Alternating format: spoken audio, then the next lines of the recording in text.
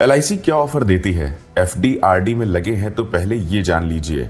आपको लगता है कि एफडी और आरडी सुरक्षित हैं। सही है, लेकिन क्या सुरक्षित होना ही हमेशा फायदेमंद होता है? आज मैं वो बात बताने वाला हूं जो आपकी एफडी आरडी पर भरोसा और एलआईसी पर नजरिया दोनों एक झटके में बदल देंगी। बहुत लोग एफडी आरडी को सिर्फ इसलिए चुनते हैं क्योंकि वहां पैसा लॉक होता है। लॉक तो होता है, लेकिन दिमाग को आराम मिलता है कि निश्चित ब्याज मिलेगा।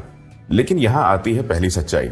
एफडीआरडी का ब्याज बढ़ता नहीं, लेकिन एलआईसी में सुरक्षा के साथ साथ फायदा बढ़ता रहता है। अब एलआईसी के फायदे समझिए।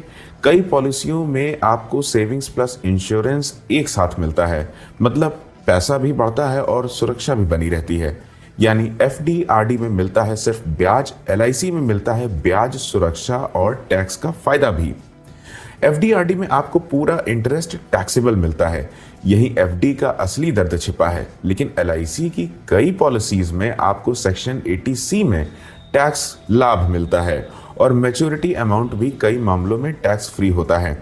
टैक्स कटेगा तो रिटर्न घटेगा। एलआईसी में टैक्स बचता है तो फायदा बढ़ता है।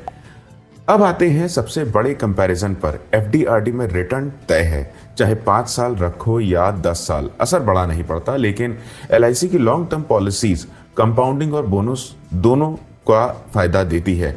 लंबा समय, बड़ा बोनस, यही एलआईसी का असली गेम है।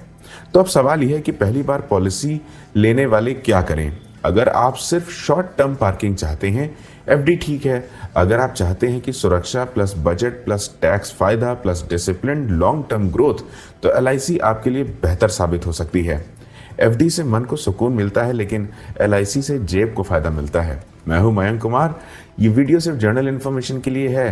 किसी भी फाइनेंशियल डिसीजन से पहले अपनी रिसर्च कीजिए और किसी क्वालिफाइड फाइनेंशियल एडवाइजर या सीए से सलाह जरूर लें।